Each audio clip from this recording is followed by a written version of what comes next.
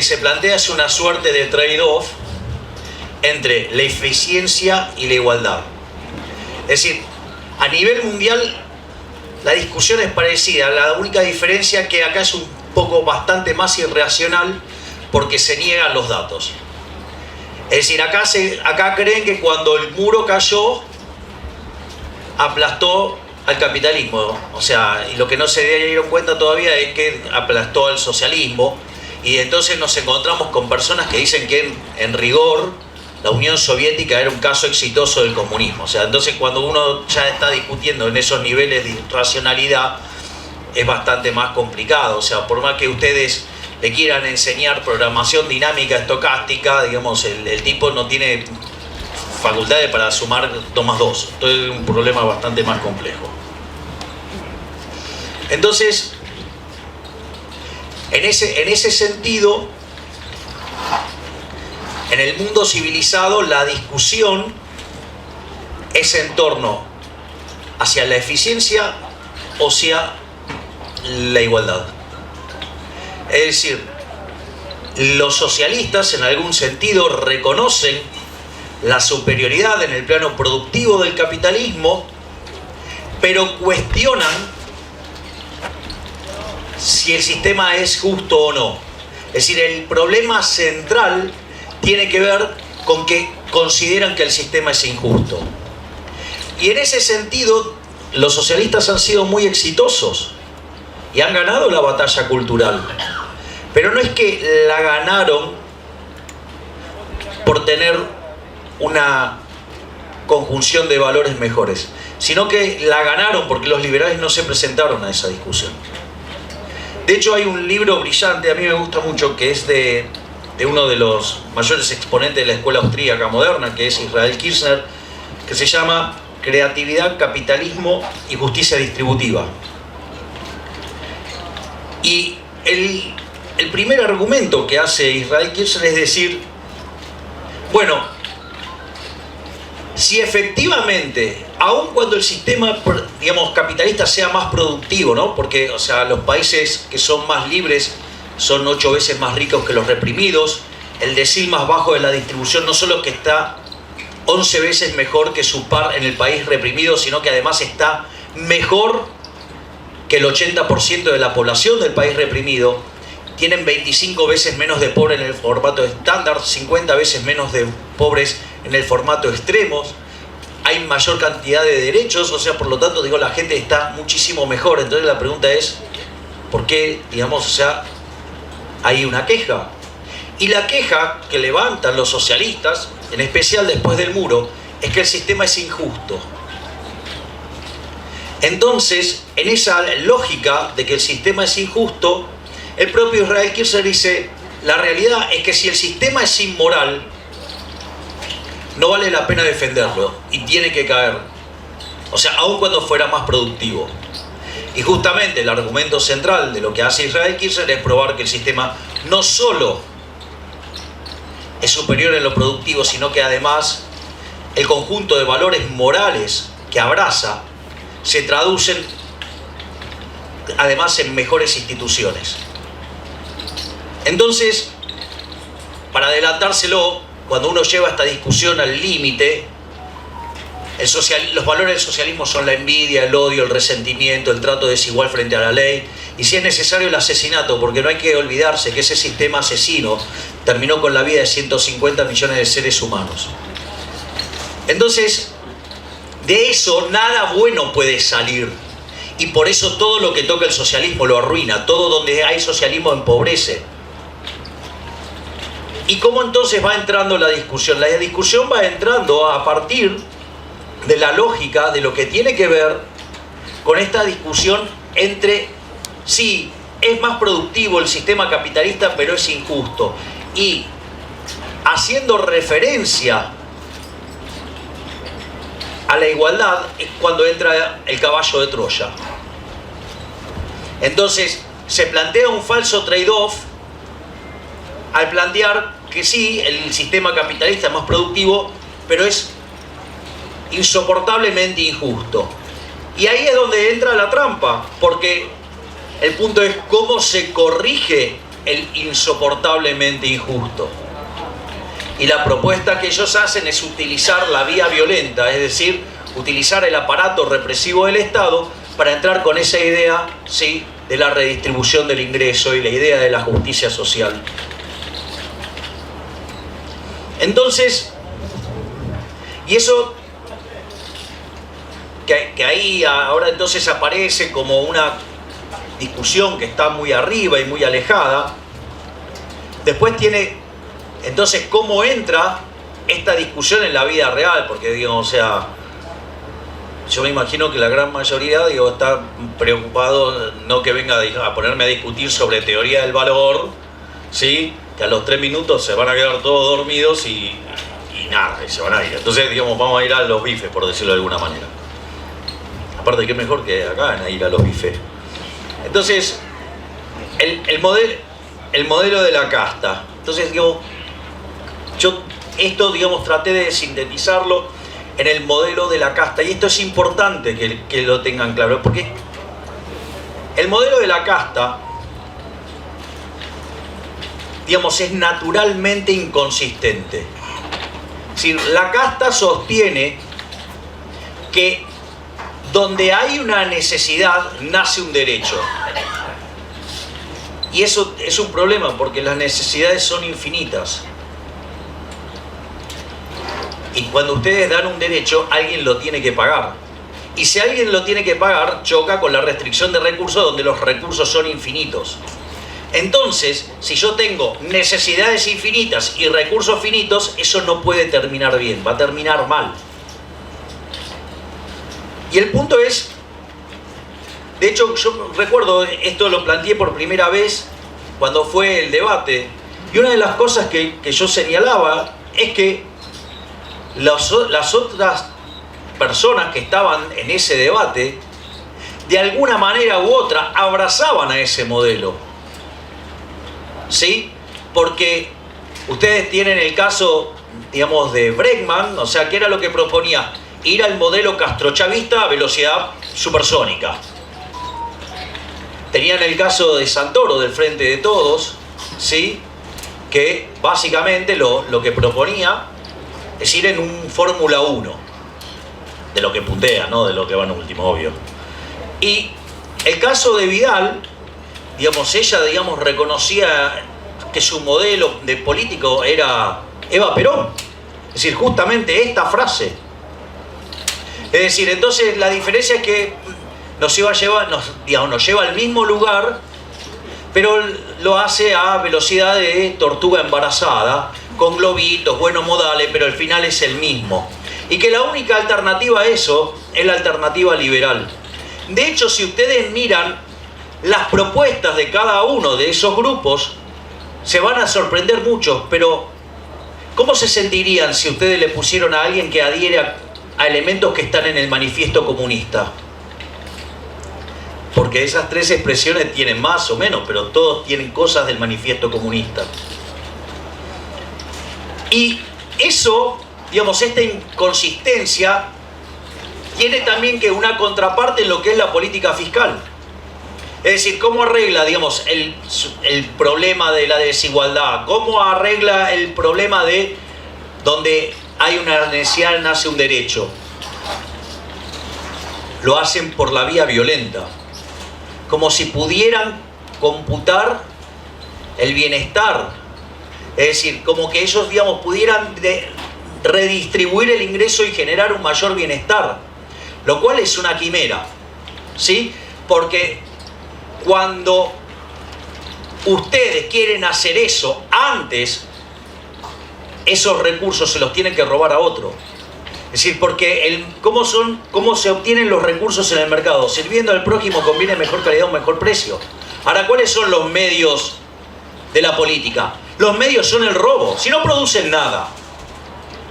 O sea, con lo cual, ustedes van a generar un daño directo sobre aquel que le están robando. Porque, a ver, muchachos, si yo en este momento saco una ametralladora y le digo, me dan toda su guita porque quiero hacer caridad con él, bueno, digo, podré tener un corazón muy grande con la ajena, ¿sí? Pero digo, ustedes van a estar un poquito ofuscados si le estoy robando el dinero. Es decir, Recuerden siempre esto. Miren, Al Capone lo acusaron de traficante, lo acusaron de asesino, pero fue preso ¿por qué? Por evadir impuestos, es decir, que la de la casta no se toca. Anoche quedó bien claro que la de la casta no se toca. Están vendiendo la idea del abismo. Estamos frente al abismo, pero hay que hacer el ajuste. El problema son los parásitos de la política y se carga en función de la responsabilidad, se sobrecarga todo el ajuste sobre el sector privado para que no solo siga la fiesta de los políticos, sino que se incremente. Recuerden siempre que el político, ¿sí?, y el Estado es peor que un ladrón vulgar. Porque el ladrón vulgar da la cara, se enfrenta. Ustedes pueden hacer algo, pueden responder. Y además es aleatorio. El Estado es el ladrón estacionario, está todo el tiempo robándoles. Es decir, cualquiera de ustedes le hago un ejercicio, piensen cuántas les robó un ladrón vulgar a lo largo del año. Y lo que van a encontrar es que el Estado les roba todos los días. Es decir, entonces que me vengan a explicar que es peor que el Estado. No hay nada. Pero aparte, no solo que nos quitan el dinero por la fuerza, sino que no hay forma de que lo que hagan lo hagan bien. Lo van a hacer siempre mal. Friedman decía que hay 4 formas de gastar. Ustedes pueden gastar su dinero o el de otros y los pueden gastar en ustedes mismos o en otros. Obviamente, ¿cuál es la mejor forma de gastar? La propia en uno mismo, porque uno sabe lo que costó ganarla y uno sabe lo que quiere. Ahora, ustedes pueden gastar la de ustedes en otros. Es cuando hacen un regalo. ¿Qué van a hacer? Y van a minimizar el costo, van a tratar de quedar bien con lo menos posible. Ahora, una cosa muy interesante es gastar la de otros en uno. Son los que van, digamos, al restaurante y cuando tienen que pagar con la propia, miran el lado derecho del menú cuando, digamos, que es la ajena. Digo, mira con la izquierda, obvio. Es decir, ahí son todos más generosos. Mira, a mí me pasó una vez, yo por cuestiones de trabajo viajaba mucho. Y un día me encuentro con una persona y entonces, bueno, él ni siquiera viajaba en ejecutiva, viajaba en primera, o sea, me dio toda una explicación de por qué viajaba en primera. Ahora, quizás lo que no sabía él es que, digo, o sea, yo por las cuestiones de trabajo viajaba todo el tiempo, me la pasaba arriba de un avión. Y en ese justo me lo encuentro en las vacaciones, que estaba con toda la familia. Entonces, después de toda la argumentación que me había hecho, dije, bueno, digo, ahora sube con los de primera. No. Iba en el gallinero, claro. ¿Por qué iba con el gallinero? Porque estaba con toda la familia, estaba pagando la propia. Es decir, anécdotas de estas tengo, y las deben saber todo. Entonces, ahora, ¿cuál es la peor forma de gastar? La de otros en otros. ¿Y eso quién lo hace? El Estado. No debería llamarse Estado del Bienestar, se debería llamar Estado del Malestar. Porque todo lo que hace lo hace mal. Y cuando el Estado hace algo, produce daños directos y daños indirectos. Ejemplo, el día que el ganso ese que se le decidió, por ejemplo, prohibir el alcohol en Chicago de la década del 20, ustedes imagínense los pobres borrachines, estaban a la miseria, no tenían a dónde ir a tomar algo, ¿sí? Y miren, Dios, pobre, la situación de que de los dueños de la taberna, los mos de la vida. Los mos de la vida estaban a la miseria, digo, se habían quedado sin poder vender, digamos, a los barniomeros y demás del mundo. Y no solo eso, sino que, fíjense, el daño directo está claro. Y ahora, el daño indirecto, ¿cuál es? Que ustedes, cuando hicieron esto, ¿qué pasó con el tabernero? Fue a la quiebra, entonces dejó de demandar alcohol. Por lo tanto, quebró las empresas que producían alcohol. Consecuentemente, se generó daño ¿en dónde? En los empleos de la industria del alcohol. Hubo gente que se quedó sin laburo y entonces... Y después siempre digo, está el problema de que además había un salame llamado Lietnois que era muy eficiente y hacía que el negocio fuera muy riesgoso, y al ser tan riesgoso el negocio, atraía a gente peligrosa y cómo lo resolvían a los tiros. O sea, todo por culpa de una regulación estúpida. Y cómo terminó, y la terminaron sacando, y hoy hemos aprendido a vivir con eso. Entonces, más allá, digamos, de los daños que produce el gobierno con regulaciones, está la consecuencia de esto, que es siempre que el déficit fiscal. Es decir, aparece el gasto público, excede a los ingresos y se genera el déficit fiscal. Y ahora entonces aparece el problema de cómo lo financiamos. ¿Qué es lo que más le gusta a un político? ¿Qué es lo que más odiamos los liberales? La deuda. La deuda, en el fondo, que son impuestos futuros, es una inmoralidad. Vean que Juntos por el Cargo anoche nos mentía en la cara. Nos mentía en la cara porque decían, no, esto no es tomar, esto no son nuevos impuestos. ¿Y cómo carajo se llama la deuda? Si yo estoy tomando deuda, no solo para rolear, sino que además estoy incrementando la deuda en 5.000 millones de dólares, porque estoy pagando el déficit fiscal, eso le llaman impuestos futuros. O sea, ¿y cuál es el problema de los impuestos? Además de que son violentos, digo, porque digo, yo no sé si hay alguno de ustedes que pague los impuestos voluntariamente. O sea, digo, no los veo felices, digamos, o sea, pagando, por ejemplo, retenciones estratosféricas. O ahora cuando venga Feletti y les meta, digamos, no solo de la soja, van a meter al trigo, al maíz. Entonces, fíjense que ahí ustedes tienen un problema, porque esos son impuestos futuros y eso cae sobre personas que no solo que no votaron, cae sobre nuestros hijos, sobre nuestros nietos, sobre personas que no nacieron. Es decir, hay personas que todavía no nacieron y cuando vengan, ¿sí? O sea, le dan, yo no sé si le van a dar un chirlo en el culo o le van a mostrar la factura con la que nació. Digo, ay, va a llorar de lo lindo. Entonces, vean que es profundamente inmoral. O sea, ustedes se imaginan, digamos, piensen que tienen nietos, se van de joda y le pasan la cuenta al nieto. Digo, ¿qué dirían si ven eso? Es una inmoralidad. Entonces, uno de los mecanismos es la deuda. Y Argentina, no casualmente, es el máximo desfolteador de la era moderna. De hecho, reestructuramos hace poco la deuda y ya tenemos 2.400 puntos básicos de riesgo país. En promedio tenemos 3.100 en la punta corta. O sea, un desastre. Verdaderamente un desastre. Ahora, a veces... Sí, gracias. Entonces, cuando se termina la deuda, ¿con qué nos persigue? ¿Con qué lo financian? Con emisión monetaria.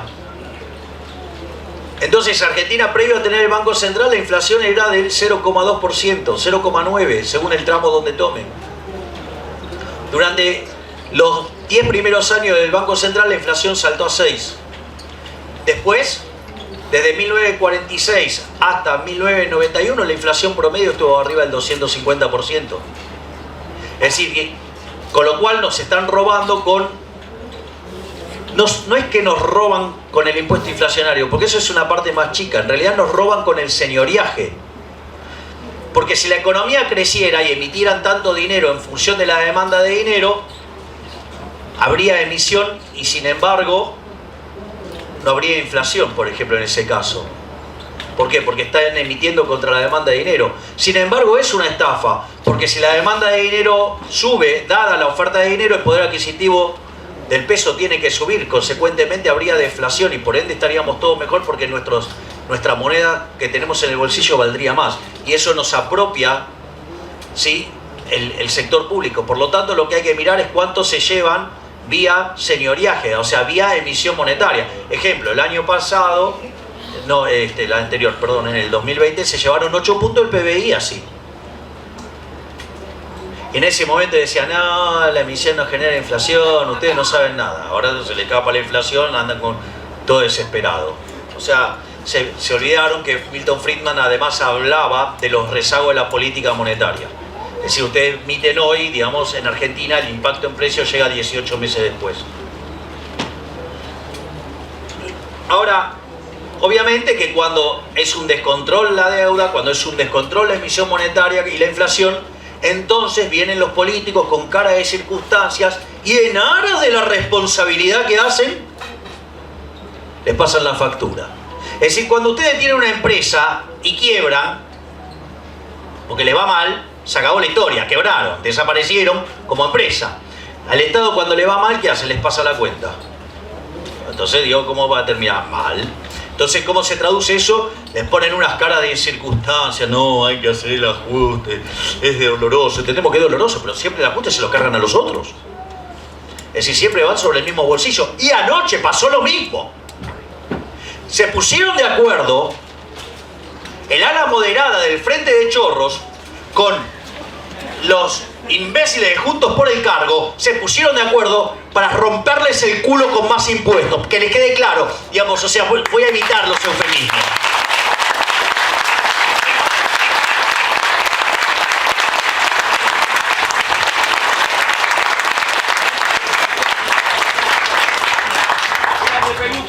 Gracias por venir.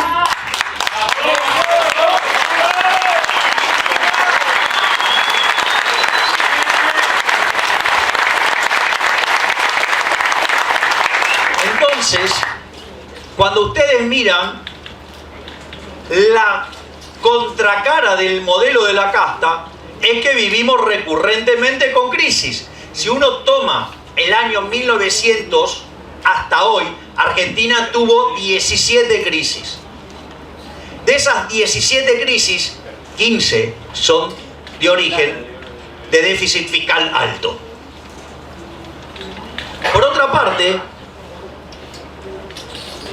uno podría comparar, por ejemplo, cómo nos fue con Australia, a pesar de que nosotros éramos el país más rico del mundo, pero uno toma el año 1900 como base 100 y hoy al tipo de cambio oficial perdimos 75% de ingreso contra Australia y si lo tomamos al paralelo, ¿sí? Es 90. Es decir, esto es un escándalo. Es tan escandaloso que hoy el decil más alto de la distribución en Argentina gana en promedio $500. Un lavacopa en Estados Unidos gana 1.500 y un chico que entra en McDonald's 2.500. Esto es un escándalo. Es un escándalo. Y miren el escándalo que es que teniendo el mejor campo del mundo, nosotros producimos alimentos para 400 millones de seres humanos. El Estado se lleva el 60% vía impuestos, es decir, que se lleva el alimento de 240 millones de seres humanos. Y en Argentina hay 5 millones de argentinos que le falta para morfar. Si eso no es un escándalo y es un motivo para cagarlos a putear de arriba abajo, digamos, o sea, ¿dónde carajo tienen la sangre?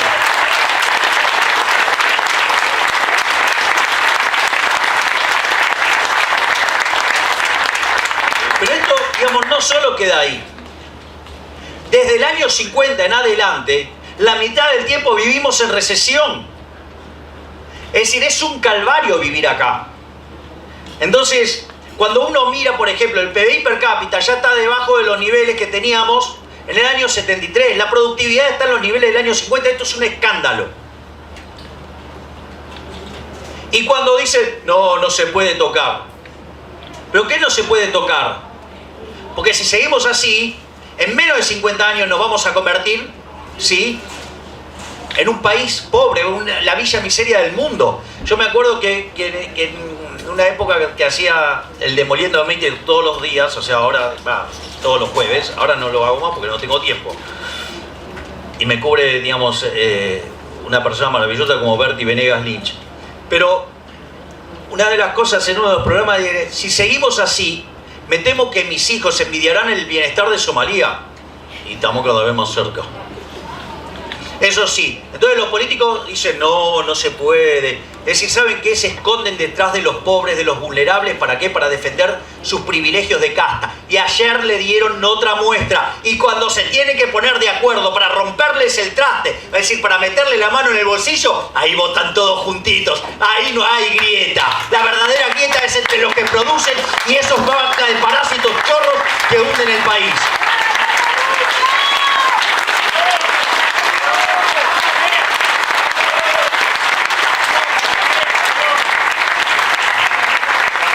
Por lo tanto, lo primero que tienen que entender que la verdadera grieta no es la que nos están vendiendo todo el tiempo entre kirchneristas, ¿sí? Digamos, ¿sí? La banda amarilla, no sé, juntos por el cargo. O sea, digamos, hay algunos que están, digamos, tienen una pasión por el cargo que es impresionante. Dios, no le van a errar, son esos que hacen esos discursos largos. Pasa un montón de tiempo y no dicen nada. miren, hay una de las cosas maravillosas que pasó con el sorteo de la dieta. Justo cuando fue el sorteo de la dieta, fue la parashá de la semana, que es la porción de la Torá que se estudia en esa semana, fue la 9ª plaga de Egipto. La 9ª plaga de Egipto, básicamente Moisés levanta los brazos, ¿sí?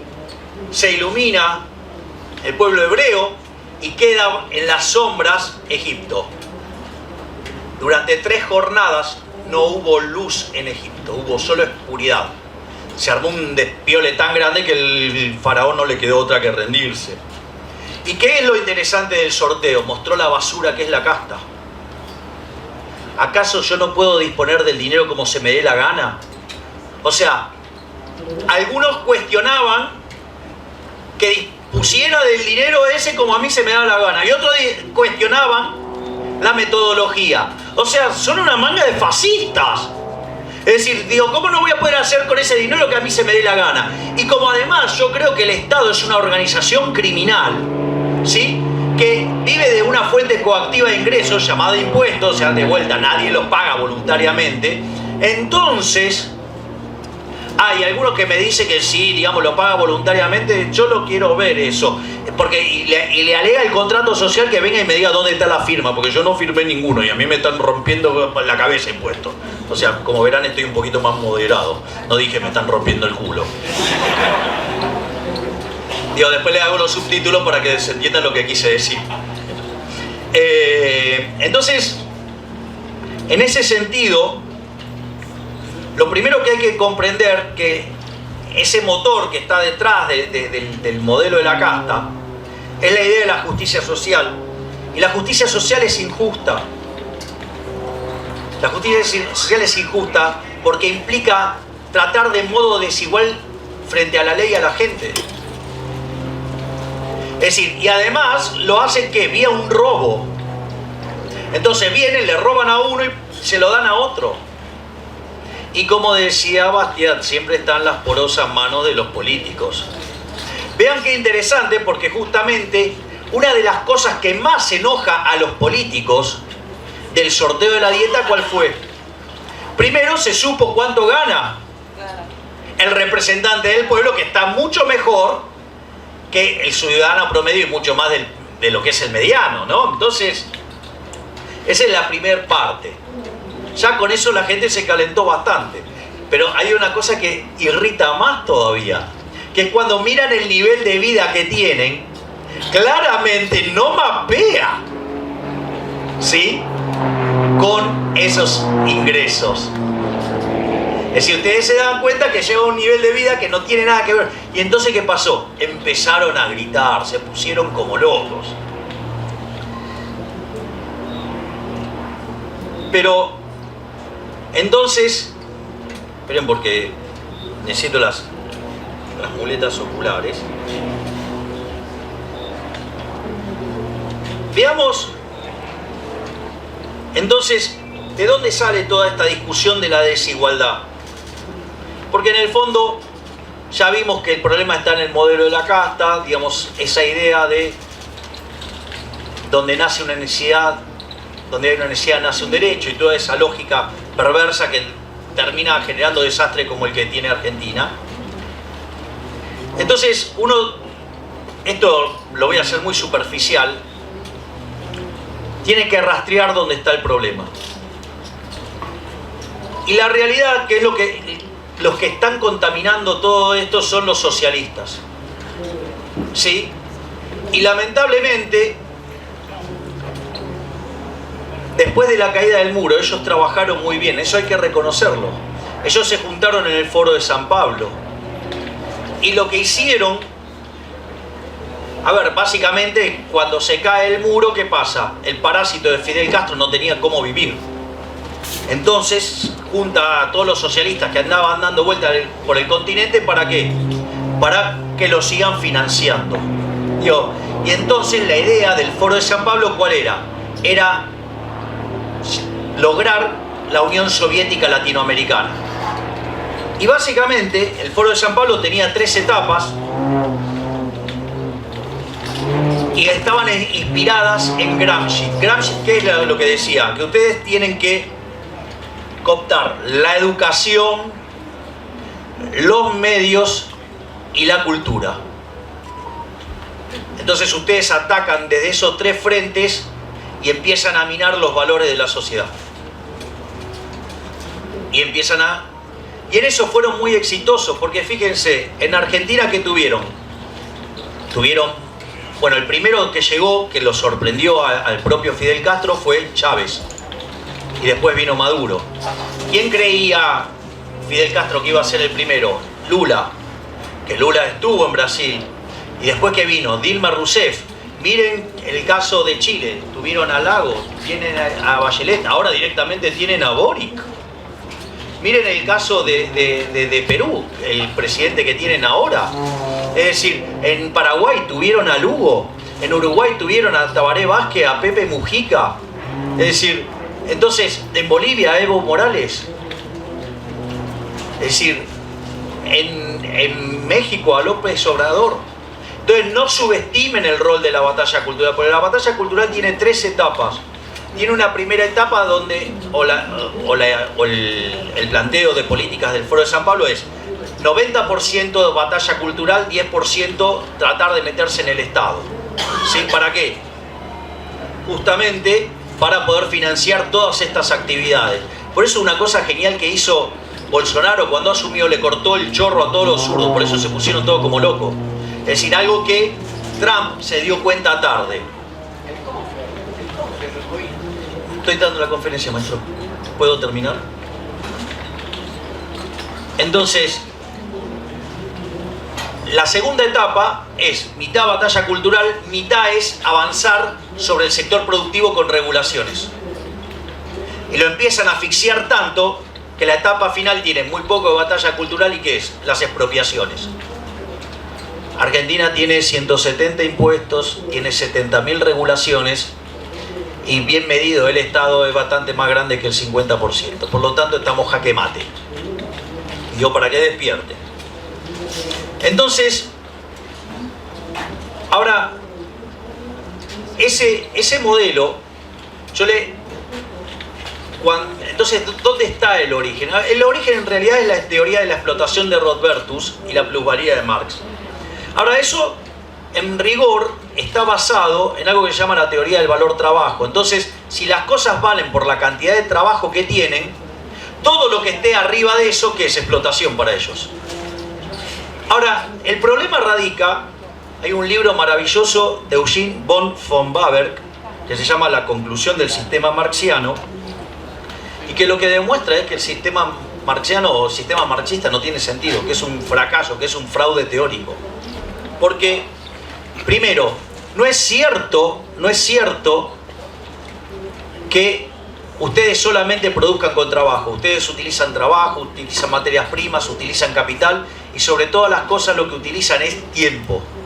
Por lo tanto, es falso que ustedes solamente produzcan con trabajo y que solamente tengan que retribuir al trabajo. No solo eso, si el sistema tendría que tender a la igualación de la tasa de ganancias, todas las empresas tendrían que tener la misma relación capital-trabajo, y eso no es cierto.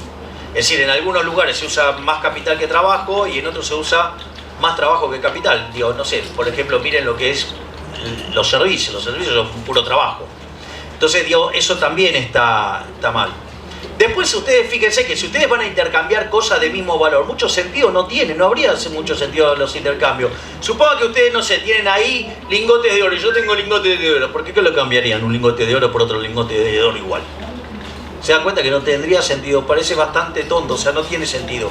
O sea, no tiene sentido la teoría del valor trabajo. Ustedes cambian cosas que valoran distinto, entonces salen las dos partes ganando, hay cooperación social. Y otro error, digo, furioso es ¿vieron que es una inmundicia? Ser de izquierda es inmundo, es una vida inmunda, eso no se la deseo a nadie. Es inmundo ser de izquierda porque, vieron que, o sea, digo, fíjense, si son trabajadores, son explotados. ¿Sí? Si son empresarios, son explotadores. Y si no tienen trabajo, sufren por el desempleo. Toda la vida es una cosa horrible. Es decir, digo, o sea, no sé, por lo menos para pasarla bien háganse liberales. O sea, pero al margen...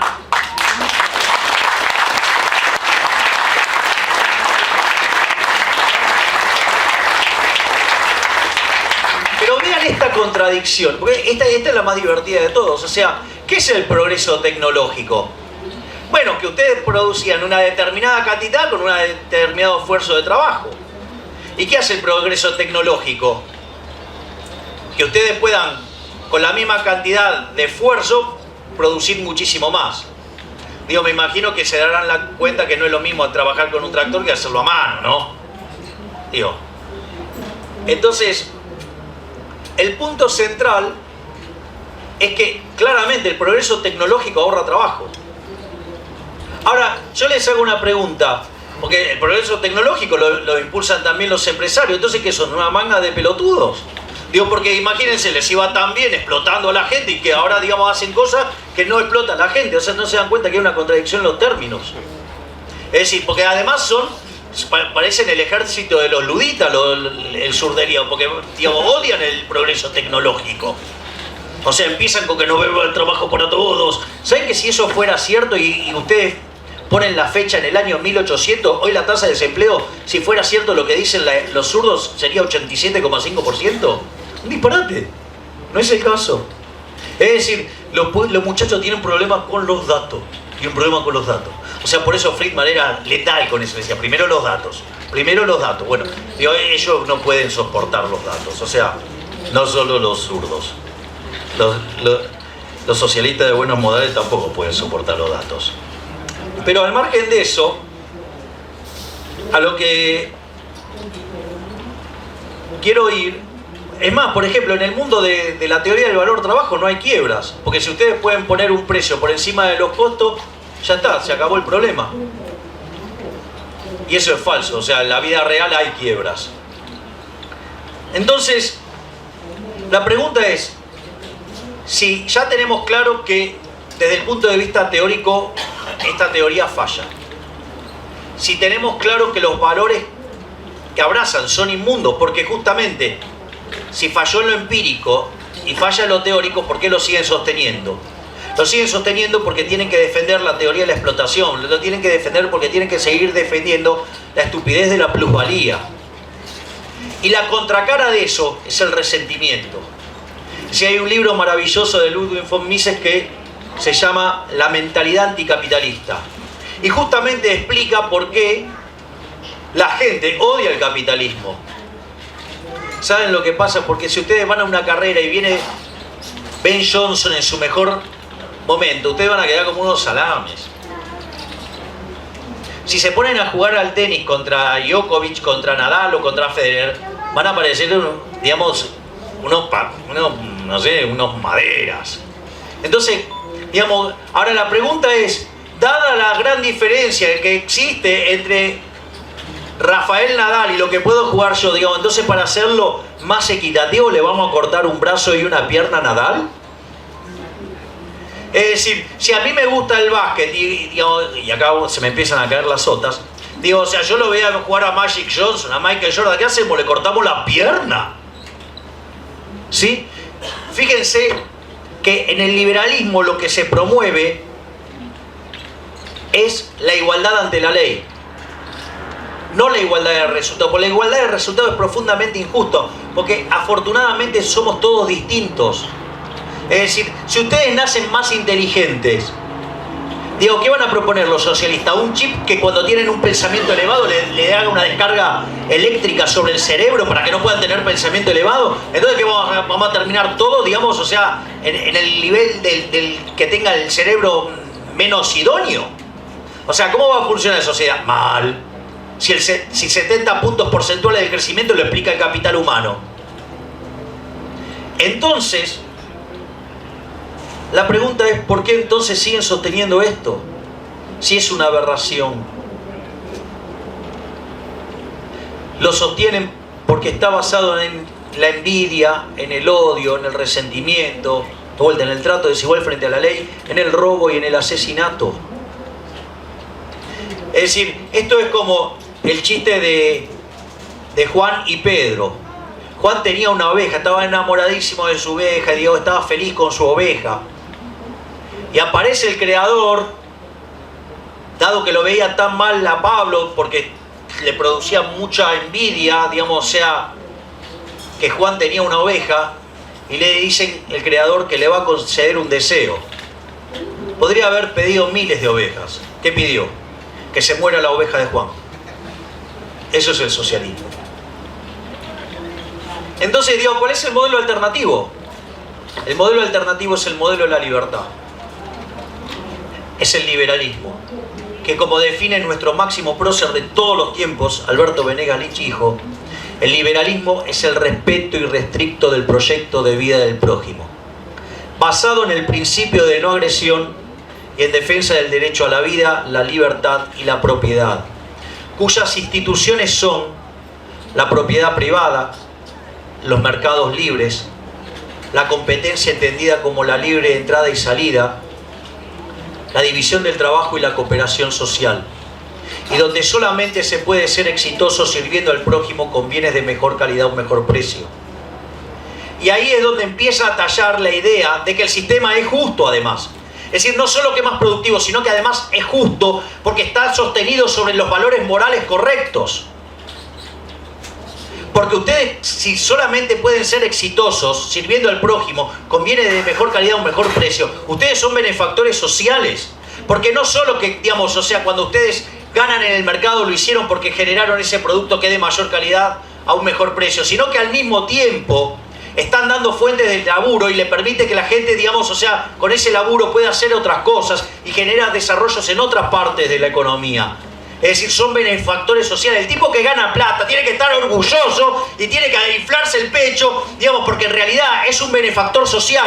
Y acá la basura socialista nos quieren convencer de que ustedes son malos. Es decir, que aquel que gana plata es un demonio. No, señores, no. Los demonios de la economía son ustedes, que son los empobrecedores. Es decir, los que defienden la libertad y el libre mercado son los que sacan a la gente de la pobreza. Porque cuando el liberalismo se puso en marcha, ¿sí?, allá, digamos, por el siglo XIX, en el mundo vivían 1.000 millones de seres humanos y había 95% de pobres extremos, o sea, en la medida de menos de $1 diario. Y previo a la pandemia, con 7.800 millones de seres humanos dentro del planeta, menos del 5% estaban en las condiciones de pobreza extrema. Por lo tanto, digamos, abrazar las ideas de la libertad es abrazar la máquina de la prosperidad, ¿sí? Y no se dejen llevar, digamos, por la opinión de aquellos parásitos que nunca han generado nada. Dios, no se puede, digamos, o sea, ¿cómo les van a estar guiando su vida a aquellos que nada producen? Que esos parásitos que son la casta política. Es decir, de vuelta, la casta nunca cede. Cada vez que tienen que elegir entre ustedes y el bolsillo de ellos, siempre van a elegir el bolsillo de ellos. Le van a poner cara de circunstancia, se van a mostrar preocupados, pero ¿saben qué? No. Siempre es la de ellos primero. Fíjense esto, a ver, ustedes, ¿qué dirían si ustedes tuvieran un representante y ese representante tiene que ir a pelear por su salario? Y va la primera vez a pelear por su salario y vuelve con menos guita. Usted podría decir, bueno, se equivocó. Va otra vez y vuelve con menos guita todavía. Bueno, digo, la tercera, si ustedes no se dan cuenta, ya son cómplices. Es decir, ¿y cómo es esto de van y vuelven con menos guita? Cuando hay que votar suba de impuestos, todos se ponen de acuerdo. Miren lo que fue la votación de ayer. O sea, solamente un puñado de liberales y la izquierda votando en contra de que nos vuelvan a meter la mano en el bolsillo. Parece paradójico. Eso se llama, digamos, lo que le pasó a la Cámpora y a la izquierda se llama error tipo 2. O sea, llegaron al resultado correcto con las ideas incorrectas. Pero no importa, habían votado en la dirección correcta. Bienvenidos, o sea, o aprendieron.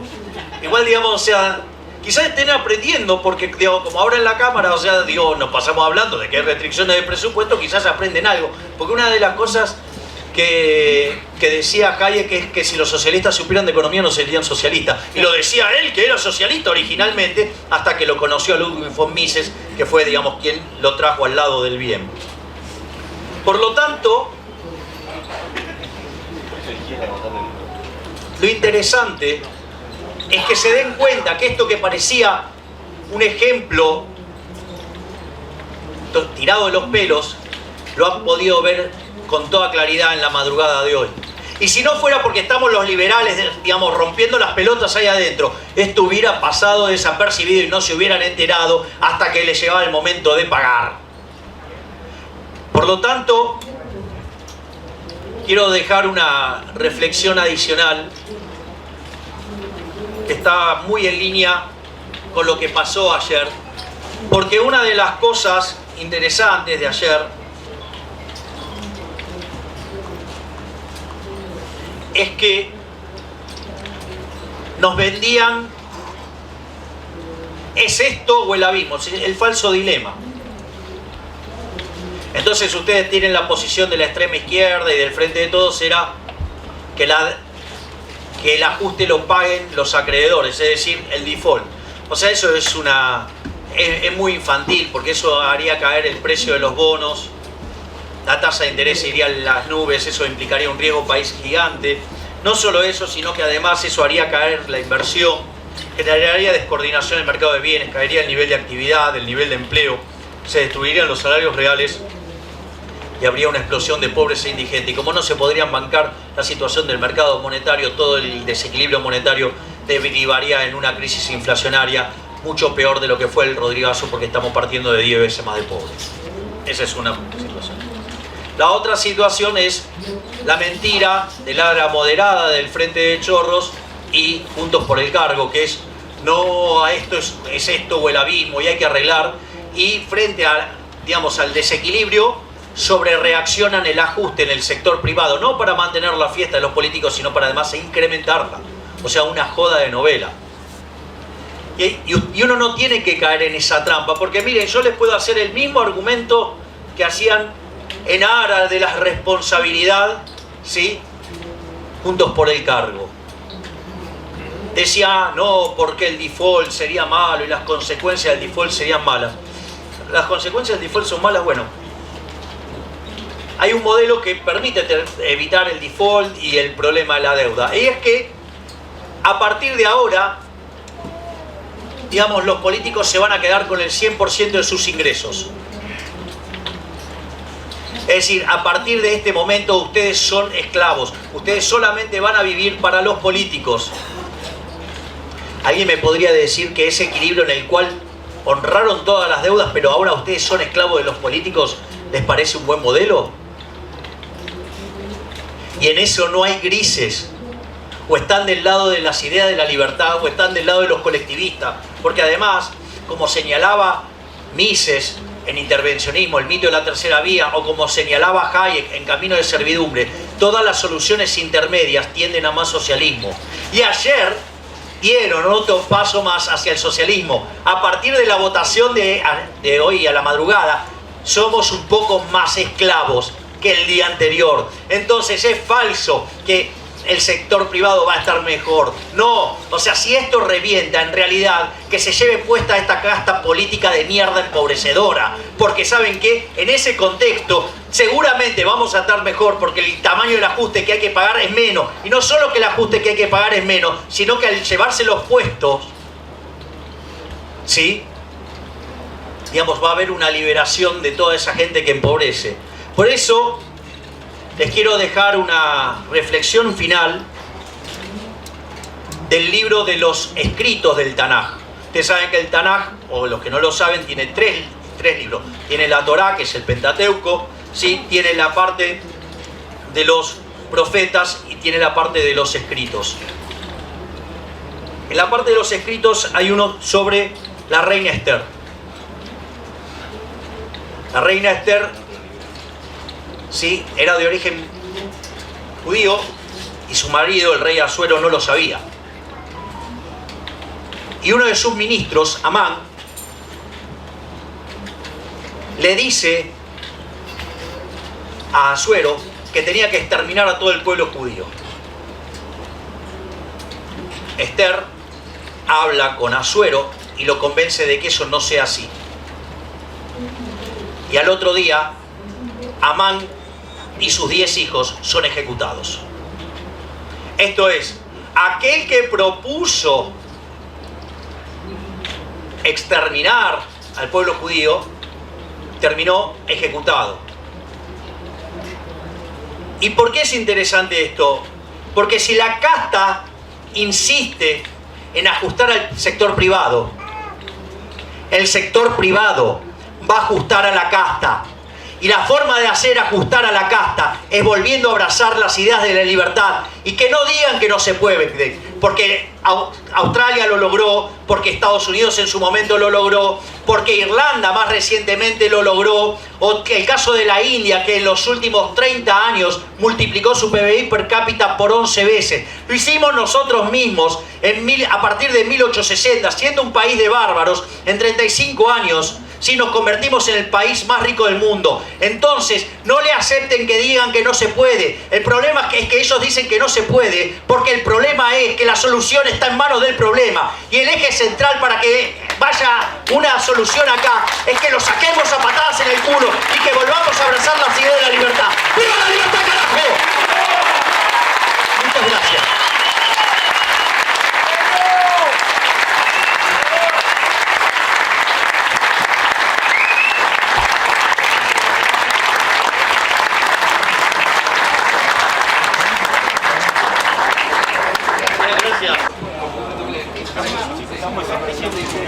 Usted tiene que ir, pero digo, yo no, justamente digo, no voy a ser el que voy a...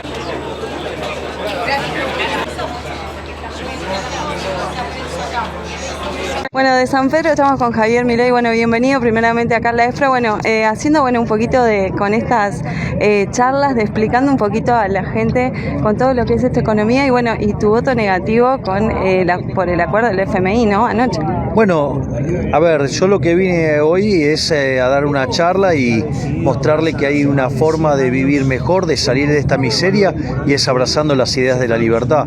Y justamente haber rechazado lo que mandó el gobierno, lo que fue la madrugada, es justamente porque implica que frente a una situación de un abismo, o sea, en lugar de la política ponerse a la altura de la circunstancia y hacer el ajuste ellos, le transfieren un ajuste al sector privado, o sea, sobre reaccionan el ajuste del sector privado para que ellos no solo sigan con la fiesta, sino que la aumenten.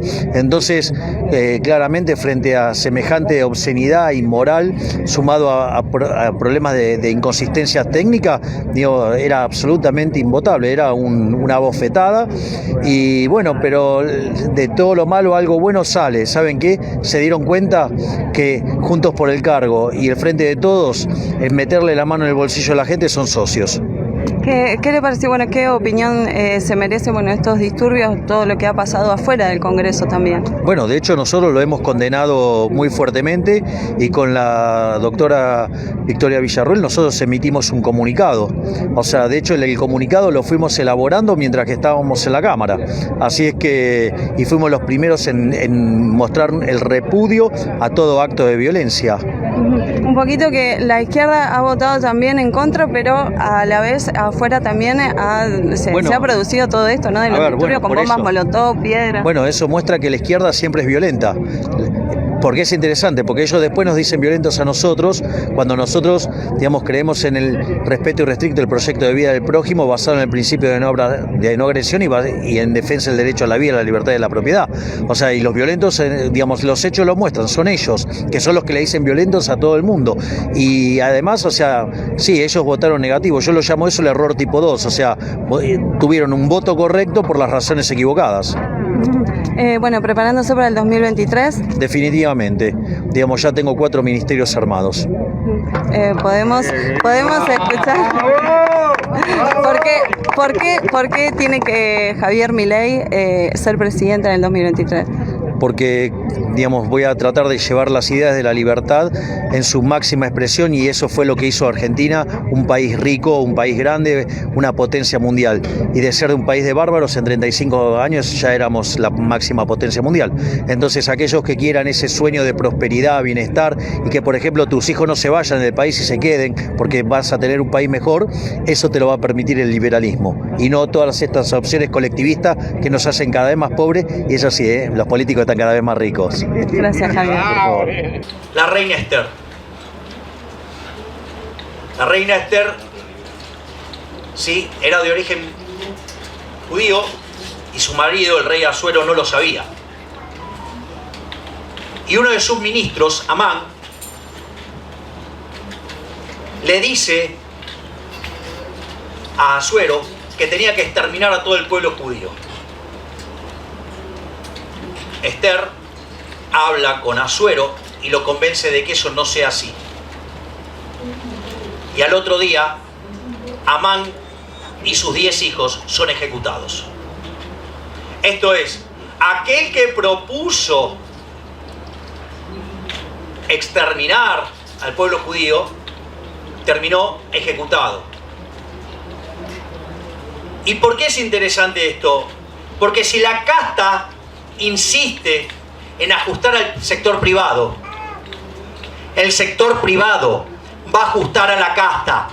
Y la forma de hacer ajustar a la casta es volviendo a abrazar las ideas de la libertad. Y que no digan que no se puede, porque Australia lo logró, porque Estados Unidos en su momento lo logró, porque Irlanda más recientemente lo logró, o el caso de la India, que en los últimos 30 años multiplicó su PBI per cápita por 11 veces. Lo hicimos nosotros mismos a partir de 1860, siendo un país de bárbaros, en 35 años. Si nos convertimos en el país más rico del mundo. Entonces, no le acepten que digan que no se puede. El problema es que ellos dicen que no se puede, porque el problema es que la solución está en manos del problema. Y el eje central para que vaya una solución acá es que lo saquemos a patadas en el culo y que volvamos a abrazar las ideas de la libertad. ¡Viva la libertad, carajo!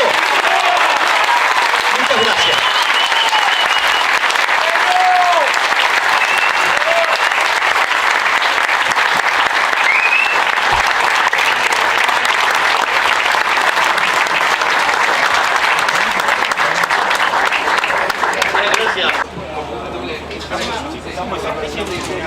Usted tiene que ir, pero yo no, justamente no voy a ser el que voy a...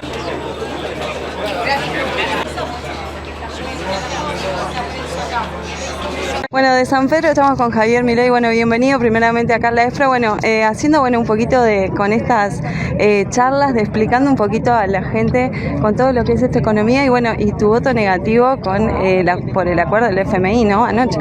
Bueno, a ver, yo lo que vine hoy es a dar una charla y mostrarle que hay una forma de vivir mejor, de salir de esta miseria, y es abrazando las ideas de la libertad. Y justamente haber rechazado lo que mandó el gobierno, lo que fue la madrugada, es justamente porque implica que frente a una situación de un abismo, o sea, en lugar de la política ponerse a la altura de las circunstancias y hacer el ajuste ellos, le transfieren un ajuste al sector privado, o sea, sobre reaccionen el ajuste del sector privado para que ellos no solo sigan con la fiesta, sino que la aumenten. Entonces, claramente frente a semejante obscenidad inmoral, sumado a problemas de inconsistencia técnica, digo, era absolutamente invotable, era una bofetada. Y bueno, pero de todo lo malo algo bueno sale. ¿Saben qué? Se dieron cuenta que Juntos por el Cargo y el Frente de Todos, en meterle la mano en el bolsillo a la gente, son socios. ¿Qué le pareció? Bueno, ¿qué opinión se merece estos disturbios, todo lo que ha pasado afuera del Congreso también? Bueno, de hecho nosotros lo hemos condenado muy fuertemente, y con la doctora Victoria Villarruel nosotros emitimos un comunicado. O sea, de hecho el comunicado lo fuimos elaborando mientras que estábamos en la Cámara. Así es que, y fuimos los primeros en mostrar el repudio a todo acto de violencia. Un poquito que la izquierda ha votado también en contra, pero a la vez afuera también se ha producido todo esto, ¿no? De los disturbios con bombas molotov, piedras. Bueno, eso muestra que la izquierda siempre es violenta. Porque es interesante, porque ellos después nos dicen violentos a nosotros, cuando nosotros, digamos, creemos en el respeto irrestricto del proyecto de vida del prójimo basado en el principio de no agresión y en defensa del derecho a la vida, la libertad y la propiedad. O sea, y los violentos, digamos, los hechos lo muestran, son ellos, que son los que le dicen violentos a todo el mundo. Y además, o sea, sí, ellos votaron negativo, yo lo llamo eso el error tipo 2, o sea, tuvieron un voto correcto por las razones equivocadas. Bueno, preparándose para el 2023. Definitivamente, digamos, ya tengo 4 ministerios armados. Podemos escuchar. ¿Por qué tiene que Javier Milei ser presidente en el 2023? Porque, digamos, voy a tratar de llevar las ideas de la libertad en su máxima expresión y eso fue lo que hizo Argentina, un país rico, un país grande, una potencia mundial. Y de ser un país de bárbaros, en 35 años ya éramos la máxima potencia mundial. Entonces, aquellos que quieran ese sueño de prosperidad, bienestar y que, por ejemplo, tus hijos no se vayan del país y se queden porque vas a tener un país mejor, eso te lo va a permitir el liberalismo y no todas estas opciones colectivistas que nos hacen cada vez más pobres. Y es así, los políticos